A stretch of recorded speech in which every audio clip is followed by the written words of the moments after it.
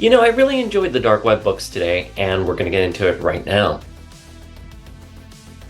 What's up, familia? Dayspring here with another review for the Dark Web crossover, and today we're tackling Miss Marvel and Mary Jane and Black Cat.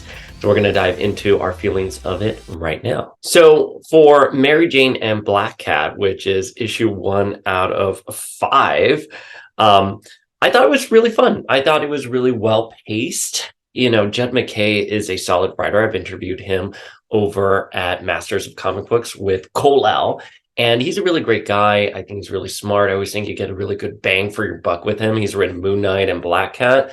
So this series was a lot of fun to sort of dive into, kind of going in blind, because I don't know what's going on really with Black Cat or Mary Jane. I read the Black Cat issues that Jed wrote, but I'm not too familiar with what's going on with the character recently. Now, I was genuinely shocked when I saw that Mary Jane has superpowers. I'm like, where did this come from? I'm still reeling from the fact that she has 2 children with someone named Paul. But I was like, where do those powers come from? And Black Cat's like, oh, are you a mutant or Avenger? Being a mutant is really hot right now. And I was like, yeah. So if you're going to take away Scarlet Witch, Quicksilver, and Franklin Richards and give us Mary Jane as a mutant, I'm here for it. So I'm confused by that. I haven't had a lot of time to sort of Google it and see where this is coming from. So if anyone out there does know and they're up to date with like the Spider-Man comics and what's going on with Mary Jane, I do apologize. There's only so much that I can consume and read as a reader. So, unfortunately, the Spider-Man comics aren't part of it. But I will say I love the dynamic between Mary Jane and Black Cat. With Colal over at Masters of Comic Books, I actually argued that Mary Jane is not Spider-Man's one true love. And listen, I know that's really contentious to say, but there's a scene in Spider-Man Beyond where Peter is in the hospital and Ben Reilly calls Aunt May and Mary Jane. And when they arrive at the hospital, Aunt May is like, oh, someone called who kind of sounded like Peter, but wasn't Peter. And she knew the difference between Ben Reilly and Peter Parker. But you know who didn't? Mary Jane. Mary Jane did not know the difference because she was like, oh, Peter called me. Ha ha ha ha. So, right there, I think that was a little nod that Mary Jane is probably not as in tune with Peter as we would like to be, versus Black Cat, who did actually also know the difference. If I remember correctly, there was a beat in the story where he reacted to her or something to that effect. I don't know. But, that's a long-winded way of saying that I'm kind of glad that we're getting both of these characters together. The one thing that that's taken me by surprise with this crossover is that they do reference the original Inferno quite a bit. And listen, the original Inferno is an iconic X-Men story. I think amongst X-Men fans who are diehard readers, we obviously know it, but I don't know if the larger public has ever really, been able to absorb Inferno. It certainly hasn't been adapted in any other, major television or movies or video games. But I like that Black Cat references that New York is going to hell again, that Ben is channeling some of that energy from before, and that, Mary Jane's like, yeah, I got attacked by a piece of jewelry. Ha! There is a campiness to this, and I do appreciate that here with Black Cat and Mary Jane. I really do. I think if you turn off your brain and just enjoy this as an action story, it's there.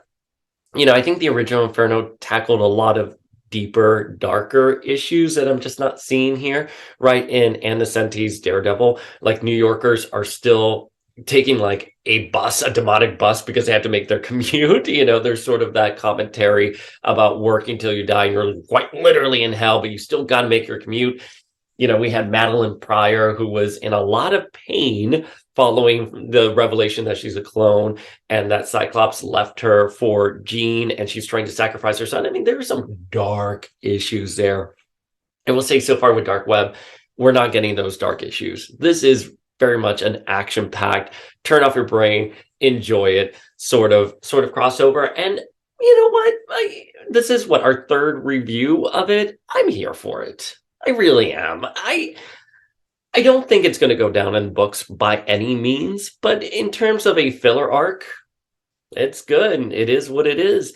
Now, with Mary Jane's powers, I'm a little irked because she's here like, I don't want to talk about it to Black Cat. And then they go into limbo. They're sucked into limbo. Spoiler alert. And they're confronting demons. And Mary Jane, starts using her powers, and she's kind of like a foamy slush thing that looks like, I don't know, like green mucus, green slime with her red hair there. And she's here like, I told you I didn't want to talk about how my powers used. I'm like, how my powers are used. And I want to be like, Mary Jane, you most certainly need to tell Felicia how your powers work in terms of this battlefield, because there is obviously a limit, or you have certain restrictions here. And we'll get into what her powers are, what I can ascertain they are, without reading a Wikipedia page or spoilers. But I was just like, no, you need to sit down to talk to your partner here, because you are literally in a life and death situation. You are literally in limbo. So maybe just cueing in your partner, just like, hey, by the way, every time I use my powers, it's like a slot machine, and I may get super strength, I may get flight, I may get whatever, but it just a heads up, be prepared. So what are Mary Jane's powers? I don't know. I guess so. She just activates powers. She starts using them, and it's like a slot machine, and she can get a certain type of power, and that's a power she has for every time she activates it. I don't know how she got these powers. After we're done here, I'll check out Wikipedia. Maybe I should have done it beforehand before I hit record here, but one, I'm recording on the road, and I want to make sure these reviews get out on time. And two, I like being genuine here. I was genuinely surprised that Mary Jane has superpowers, and it's fun. I think, and I'm curious what you guys think. I think Mary Jane is a character that needed some revamping. Personally, I'm a big Gwen Stacy fan. For me, Peter Parker's true love is Gwen Stacy, and he lost her that day on the bridge. House of M, when he had his wish was to be with Gwen Stacy, and they had a kid. You know what I mean? Like, for me, Gwen Stacy's always going to be peak for Peter. So Mary Jane is sort of second best as far as I'm concerned for Peter, but that's not to say she isn't a great character. Mary Jane is a wonderful character, and there's no denying the amount of what's the word I'm trying to look for? There's no denying the amount of presence she has brought to the Spider-Man books. There's no denying she's far more iconic than Gwen Stacy, and much more of a household name. You're going to ask people who's Peter Parker's true love. They're not going to say, oh yeah, Gwen Stacy, because of the Emma Stone, Amazing Spider-Man series. They're going to say Mary Jane. And Zendaya's doing a great job with the character. I mean, talk about someone who was born to play Mary Jane. Zendaya was born to play Mary Jane. But that's all long-winded way of saying that, like, in the comic books, I feel Mary Jane has sort of been stagnant. And, at the end of One More Day, I was really hoping that she would have told Mephisto, I want to remember. And we know that's not what she said. And I thought that would have given her character some, gravity, over the next couple of years, that she remembers her life before Mephisto switched the universe. But no, that's not it. So then they gave her kids, and I'm still confused by that. I don't get it. If someone understands the DM me at Power of X-Men. But with but with her having superpowers, I'm like, yeah, she has played the girlfriend, the damsel in distress, a party girl, the partner in crime, like all this stuff. Like, it's about time we kick Mary Jane up in high gear. I hope she's a mutant. I have a feeling she's not a mutant, but I hope she's a mutant. I hope that's where her powers are coming from. And I think her and Black Cat sort of teaming up is a lot of fun. And they have a lot of great lines together. She's here like, Peter doesn't know. And they talk about like, hey, I don't think Peter's doing well. And, I know that doesn't pass the Allison Bechdel test technically, that the two female leads are talking about the man, the love interest. But I think in this case, it's organic, and it's them talking about someone they mutually know who's not doing well. And they are kick-ass superheroes. So, they get sucked into hell. Mary Jane becomes, this sluggish demon thing. I don't think it's coming out. This sluggish, like greenish thing, which is kind of cool. And at the end, they encounter Belasco. That's it. That's where the issue ends. So there's not much to discuss here. I wish there was more to discuss. Um, it's let's see where it goes. And similarly with Dark Web, Miss Marvel, I have to tell you, one of the things that I was really worried about with this series was that they were going to shoehorn her into with the X-Men, and that she was just going to somehow appear with the X-Men. But no, I mean, on the first panel, she's there with Lockjaw. And we get a little flashback that she is an intern at Oscorp. And people are like, what are you doing at Oscorp? You know what I mean? That's terrible. Like, how could you be an intern at this place? And let me tell you something. I think a character like Ms. Marvel, I love Kamala very much. I love that she's an intern at Oscorp. And she's like, oh, but he's no longer, he's a reformed supervillain. It's fine. I think that's so great. And I think a character like Kamala is one that allows discoverability for the reader, right? You get to see the world through this character's eyes, in this case the MCU through her eyes, and I love it. I absolutely think that's just fun, and I think that's what makes a character fun, and I think that's what this issue does really well. It leans into that element of fun. And there's not really much that happens in this issue. This is a mini series 1 of 2, so we're already halfway through it at this point. But it seems like there is a gang. There's some kind of evil villain gang that's after Kamala, and they're just waiting to, grab her. But she's confronting Ben Reilly, and Ben Reilly is like, haha, I'm planning something special for Spider-Man. So he sucks Kamala away with that, and she's in limbo. So hopefully she's going to be meeting up with Mary Jane and Black Cat, and they're gonna whatever. I'm picturing the Joker in Death of the Family, right? Death of the Family, the crossover where he brought all the family together for Batman. That was the more recent issue. So I'm thinking Ben Reilly's going to do something similar like that, where he's going to have everyone that Peter Parker cares about in one space. And we've got Black Cat, excuse me, Miss Marvel, and Mary Jane. So let's see how that sort of unfolds as it's going on. Now, the only thing that I didn't quite understand was, how does her friend, who's her fellow intern, Ajun, I believe his name was, if I'm mispronouncing it, I'm really sorry, but he's kind of like the love interest here. He's her fellow intern, and he's asking her out to a concert, and that, oh no, everything starts coming to life, and so she has to use her superpowers. And he wakes up, he's like, oh, well, where's Kamala? And Miss Marvel's like, she's fine, don't worry about it. But I'm like, I would recognize, she's only wearing the little domino mask. Like, how do they not know? Is that explained somewhere in one of her series? Why no one can recognize her with her little domino mask? That was the only thing that sort of took me out of the storytelling. I actually thought when I was reading this, I was like, whoa, is Kamala a public hero? Is her identity public? But apparently it's not.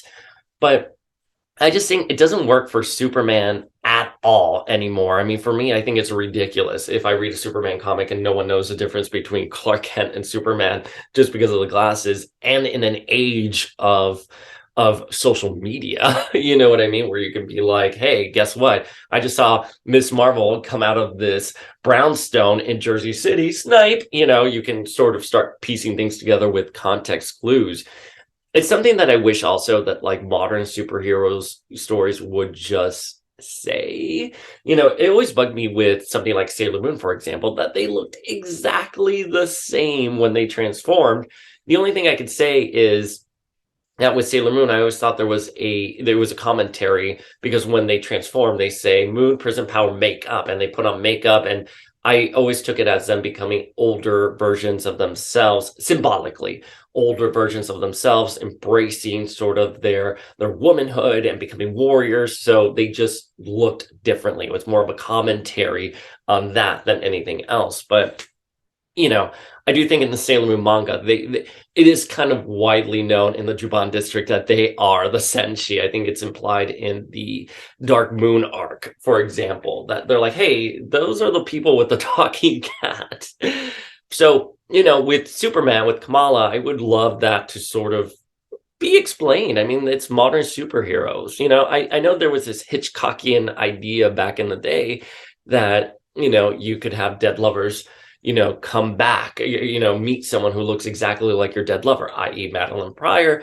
And, sort of identity and all that stuff you can sort of let go on the wayside because those were more antiquated literary cinematic tropes. But I think in today's world, just lean into it. I love the idea that maybe it's an open secret that everyone knows Kamala is Ms. Marvel. Again, I'm sorry if this is already tackled in her books. I've only read the first 2-3 volumes of her original series, which were phenomenon.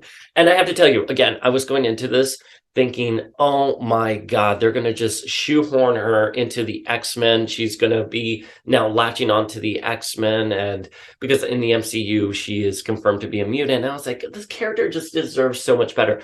And they gave her better. They gave her so much more than I was anticipating in the story. Again, I love that she's an intern at Oscorp. I love that, certain parts of the story took place in Jersey City. Technically, I used to live in Hoboken, which is right next door to Jersey City. So I feel invested in this. And I think Kamala is such a fleshed out, smart character. You know what I mean? The only thing I was going to say that kind of pulled me out of it was she does a lot as an intern. She looks like a full-blown scientist as an intern. When I was an intern, I wasn't being trusted with anything truly responsible, and maybe that was just me, but I get it for storytelling purposes. But yeah, so just to sum up the issue, objects come to life at Oscorp. She has to fight, sort of the, goblin bombs and gliders. And she has to save her fellow intern who has a crush on her. He has no idea that she's Miss Marvel. At the end, she confronts Ben Reilly, and Ben Reilly's like, well, I need you if your friend knows who Peter Parker is, and sucks her into limbo. So yeah, they're fun. How about this? The 2 issues today, Miss Marvel and Dark Web, Black Cat and Mary Jane, or Mary Jane and Black Cat, whichever, however that goes. Fun issues. Would I recommend them? If you don't have anything else to read on this Wednesday morning and you have the scratch to burn, yeah, buy them, read them. If not, wait for the Marvel Unlimited app, because it's not a bad read by any means, but it's just not memorable. I also don't know how much this is going to play into the larger story. I think when we were doing Ten of Swords, which is the last crossover, I know it's been like 2 years, the last crossover I really dove deep in. There were stories that you could see. I was like, okay, Hellions is shoehorned in here as a narrative. You don't need to read Hellions to understand all of Ten of Swords. I don't know if that's going to be the case with Miss Marvel and Black Cat and Mary Jane, but they were fun. And again, the art was great for both of them. The writing was solid. I mean, what else can you ask for? You know what I mean? They're fun reads. So with the exception of just one little panel of Madeline playing the piano in Miss Marvel, we don't really see Madeline here. We do get Ben Reilly at the end of Miss Marvel, but in Black Cat and Mary Jane, there's no Madeline Pryor or Ben Reilly on screen. Ben Reilly is mentioned and the events of Inferno are mentioned, but it's not really there. So that's my review. Again, crossover is sort of chugging along. I don't have very strong feelings on these 2 issues other than it was fun. I've said this before. I'm very invested in a Madeline Pryor and Ben Reilly story. I love those 2 characters very much. I want to see them succeed in terms of an editorial, big, grand scope story. So let's see where it goes. All right, familia, that is our review for Dark Web Miss Marvel and Dark Web Mary Jane and Black Cat, or Black Cat and Mary Jane. I should be able to look at the issue, but I'm not. Let me know your thoughts. DM me at Power of X-Men, and we'll be back next week.